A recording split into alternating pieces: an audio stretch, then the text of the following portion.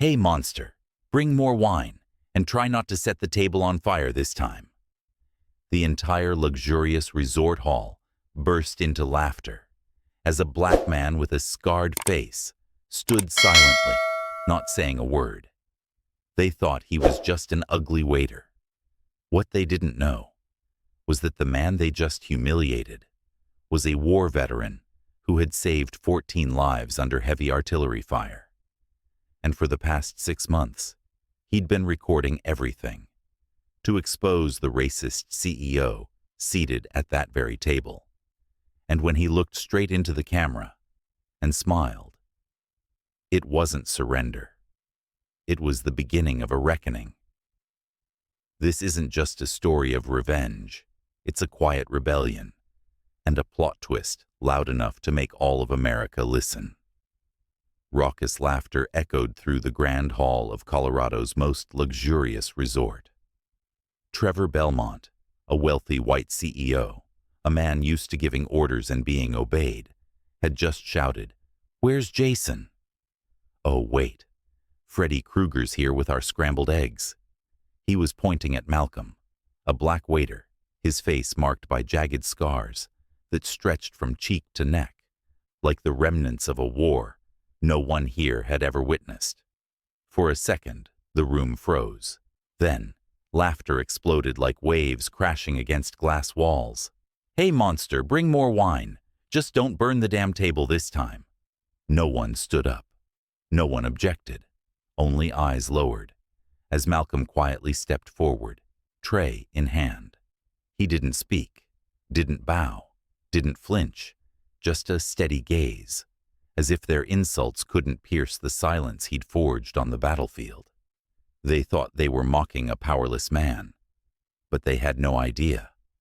They had just lit a fuse, and that fuse was a bomb of memory, ignited by contempt.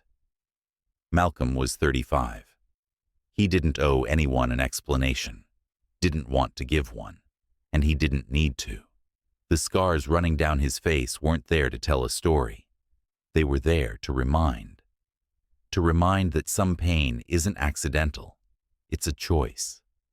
A choice made in the middle of gunfire. To drag a fellow soldier out of a minefield when everyone else had already run. Fallujah, Mosul, Al-Assad. Each name, a wound carved into memory.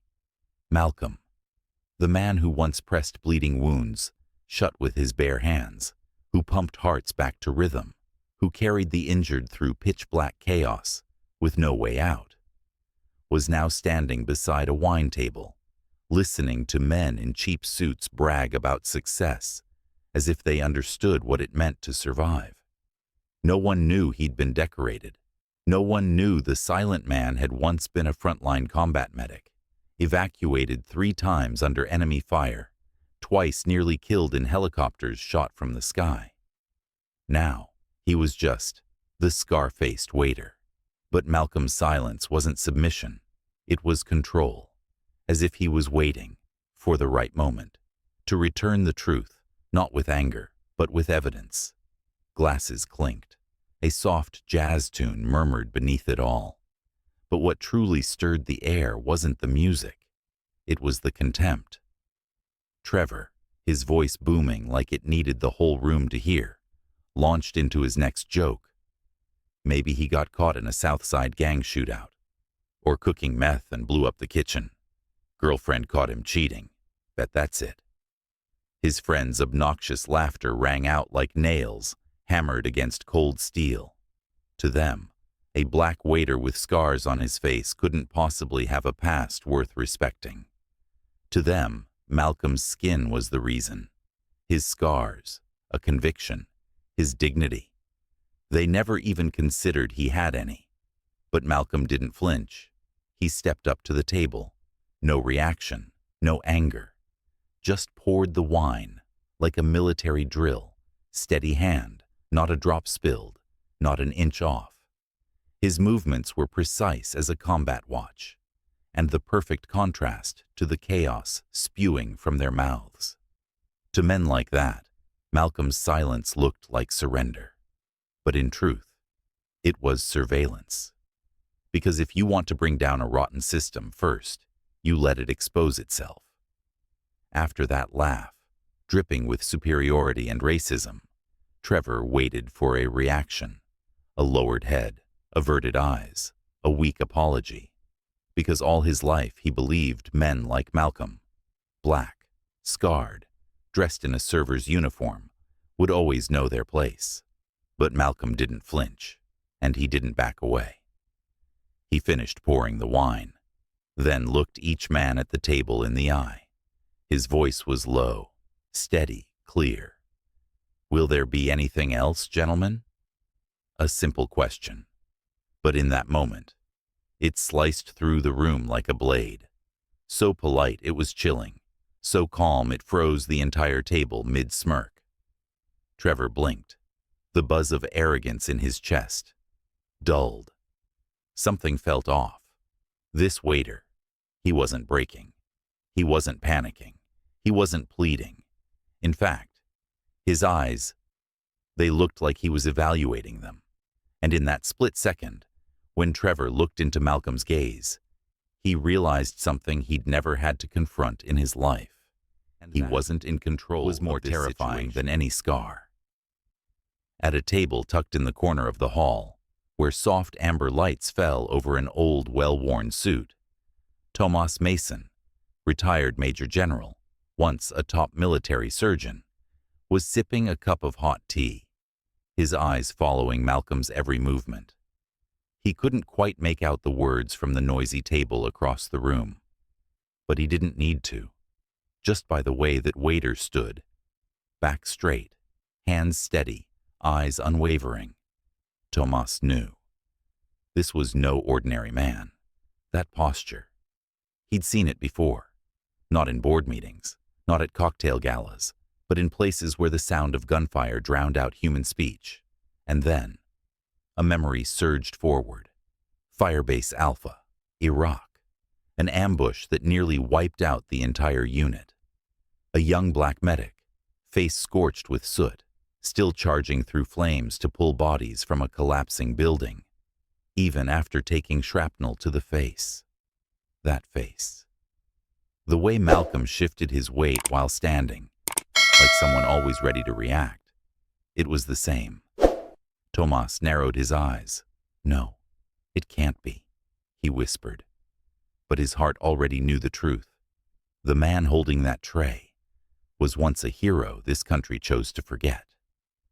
After a few seconds of discomfort under Malcolm's unsettling calm, Trevor leaned forward, trying to reclaim control. He raised his wine glass, narrowed his eyes with a mocking grin. "So, who gave you that face?"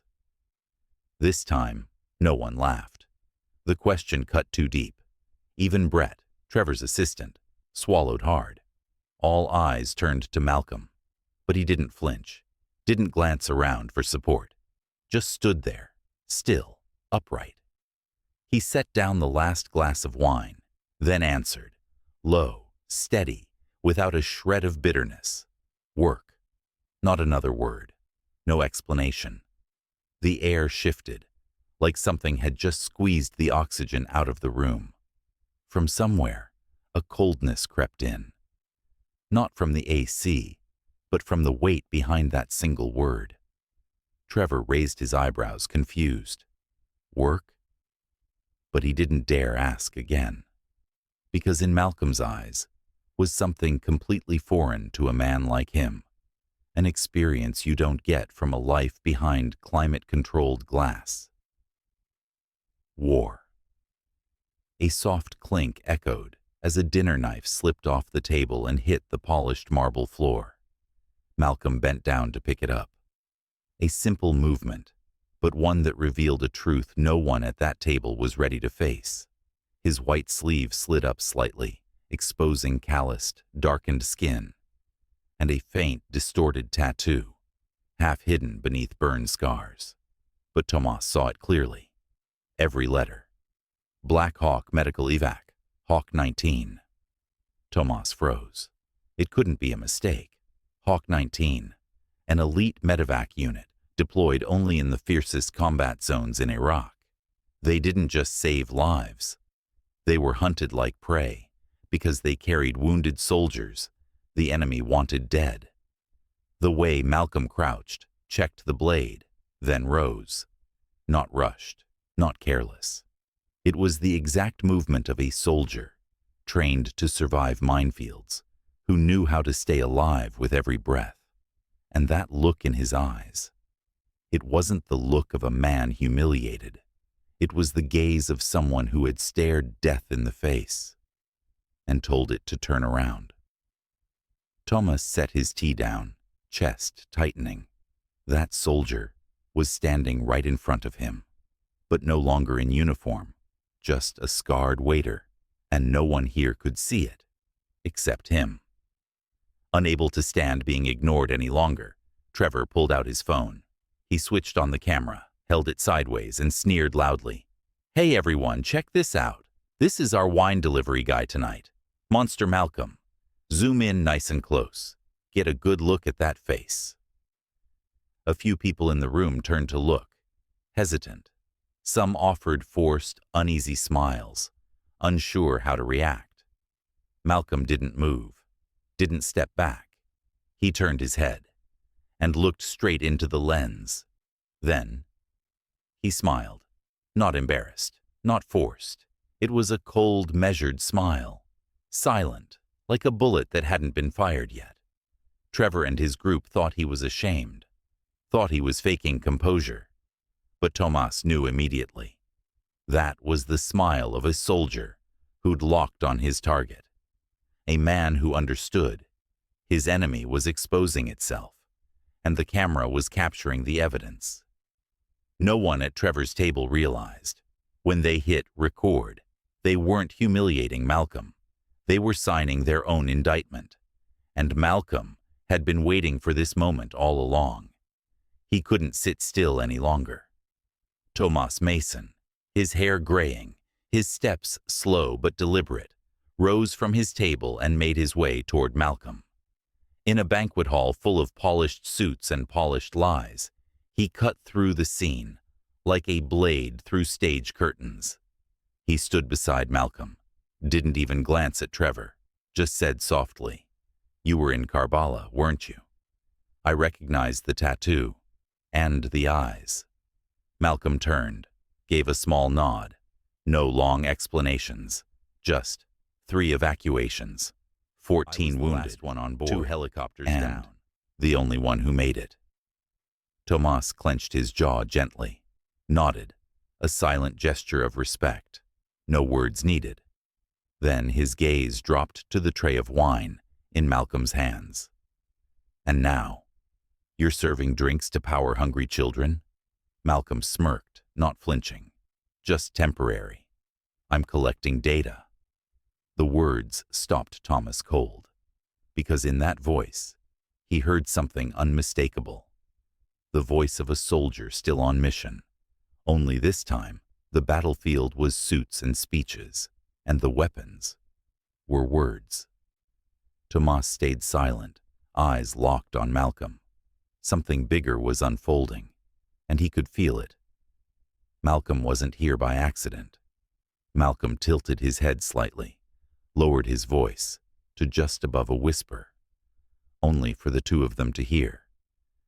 Trevor and his crew used to work with Voltrex Medical. The company won military contracts to supply medical equipment, but they siphoned off materials, swapped out meds. At least 4 wounded soldiers died from faulty ventilators in under 2 months. Thomas clenched his fist. He'd heard whispers, rumors, but never had solid proof. Malcolm continued, his eyes never leaving the room. "I tried to investigate while I was still active duty, but command shut it down. So I moved here.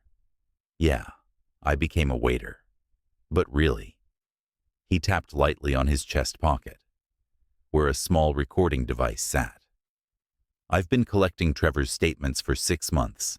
He drinks, he brags, and every word he spills is another piece of evidence."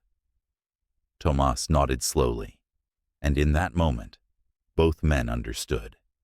Tonight's banquet wasn't just a public humiliation. It was the table being set for a takedown. He wasn't smiling anymore. Malcolm stood tall. His voice was calm, loud enough to carry. But every word hit the marble table like the pound of a gavel. Trevor Belmont, right? CEO of Belcor Group, restructuring consultancy? You once bragged to your buddies about helping companies lay off over 40 black employees a year without leaving a trace? Trevor froze, blank for a moment, then scoffed, laughed with contempt. Oh, so now we're twisting words. Who's gonna believe a waiter? But the room wasn't silent anymore.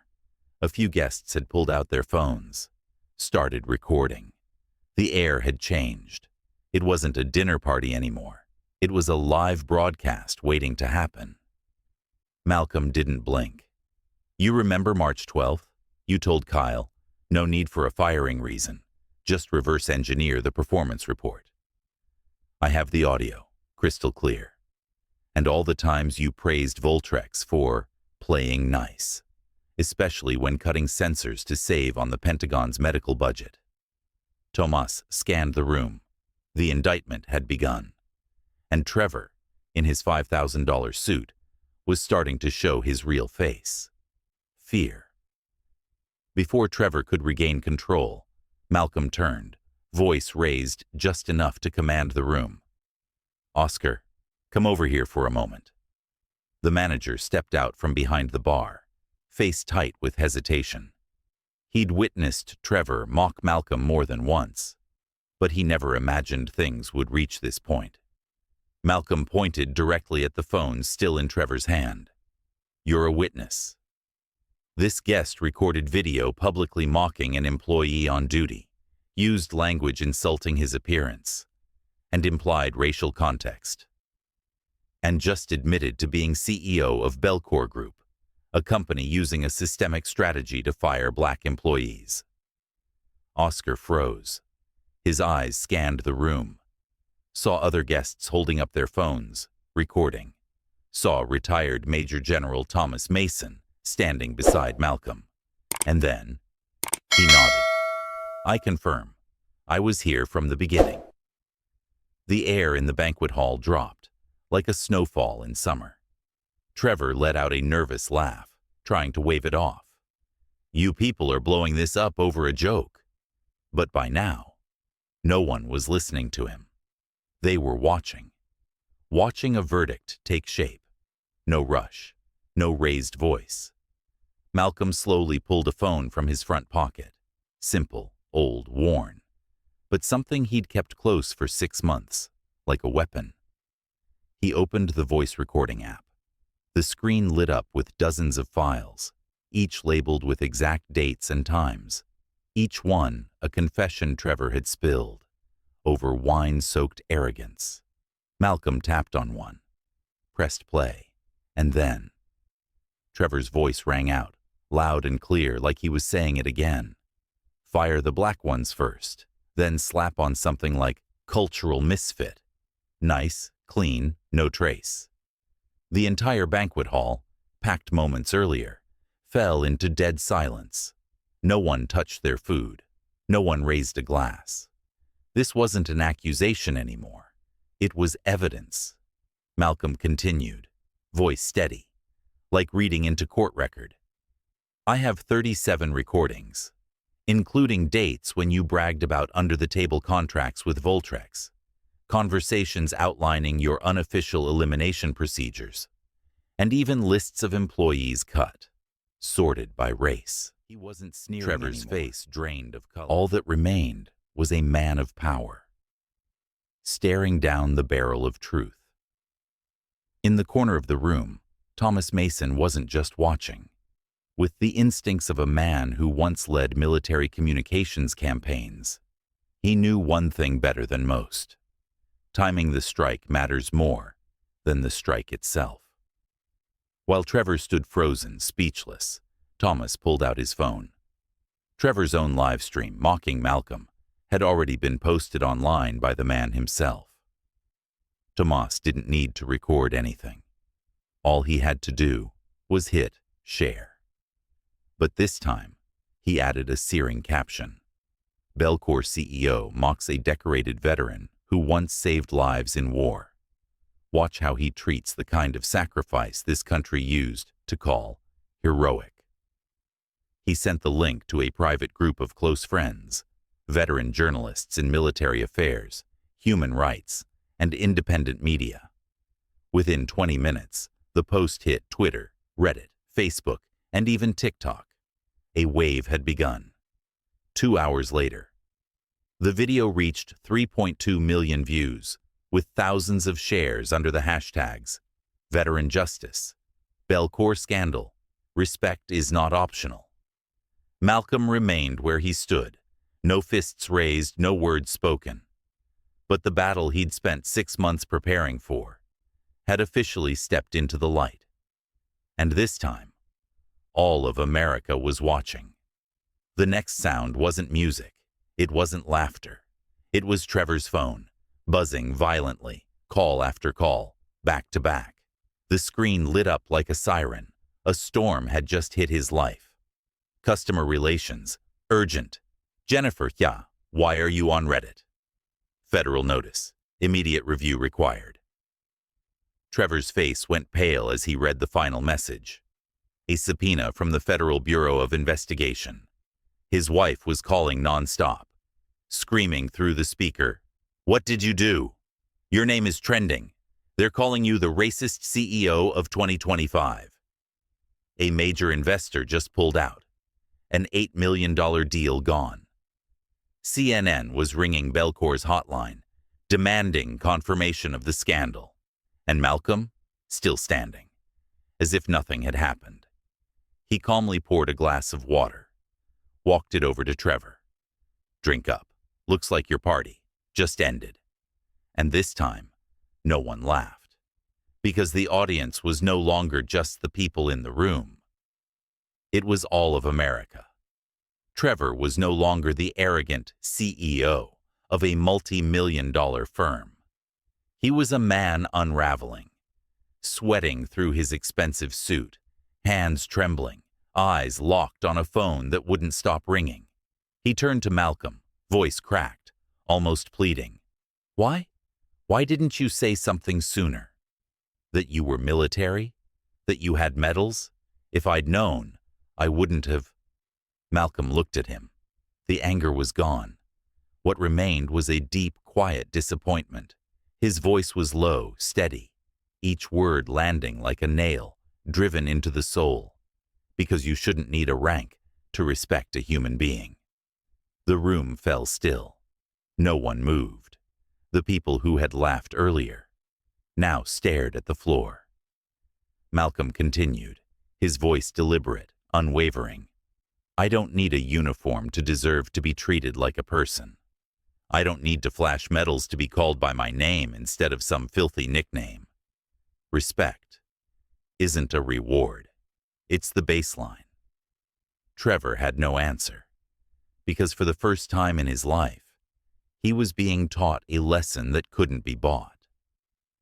Just 3 days after the incident at the resort, Malcolm Carter's name was on the front page of major newspapers across the country. The scarred waiter, and the lesson America needed on human dignity. The video spread across every platform. People who had once passed him by in silence were now stopping to listen. And this time, they didn't just listen. They invited him to speak. Malcolm took the stage at a federal veterans conference, not in uniform, but in the same white shirt and simple jacket he wore the night he served wine. He spoke about dignity that needs no proof, about black workers who suffer in silence, and about the pain of living in a system where quiet is mistaken for consent.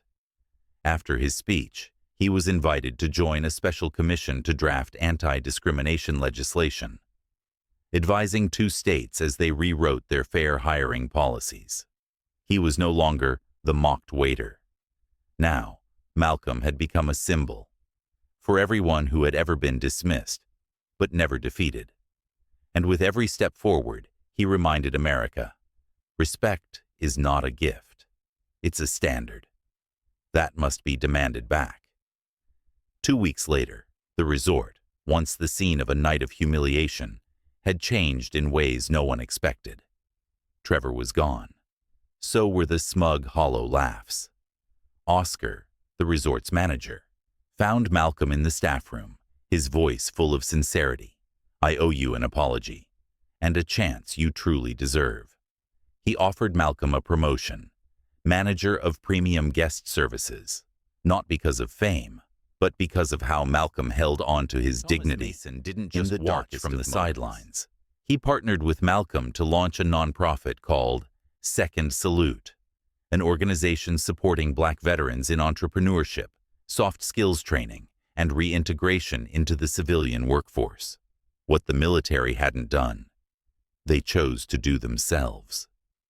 As for the guests who once laughed at Malcolm, a few came back, not to dine, but to apologize.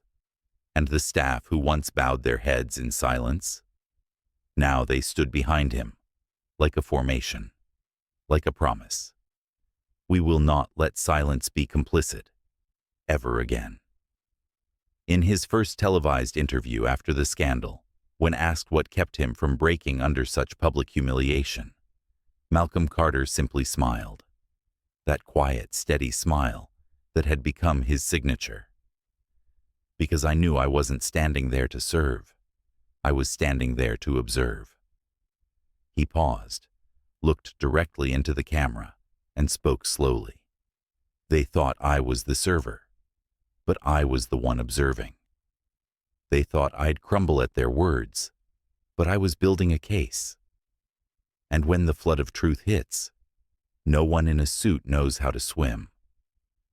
That quote, by nightfall, was echoed across thousands of articles, shared on every major social platform, and became the rallying cry of new campaigns demanding equity in hiring. Malcolm never called himself a hero. He was just an ordinary man, once ridiculed, once dismissed, who chose not to stay silent. And that choice made him a new kind of role model for an entire generation. Change doesn't begin with power. It begins when silence decides to speak. They tried to humiliate him, but in doing so, they lifted him up, because Malcolm proved, when you live in truth, there is no one who can break you. They thought he was just a black waiter with a scarred face, but he was a war survivor who outsmarted an entire system with patience and perfectly timed silence. In a world where humility is often mistaken for weakness, Malcolm Carter proved, the silence of the overlooked can become the voice that brings the powerful to their knees. He didn't strike back with fists. He didn't scream for justice. He just stood, unshaken, and let the truth knock on the door itself. If you've ever been insulted, overlooked, reduced to a shadow, remember this: you are not small. You are observing, and one day, you'll be the one rewriting the story. Share this story if you believe. Respect is not a privilege. It's a given. For everyone.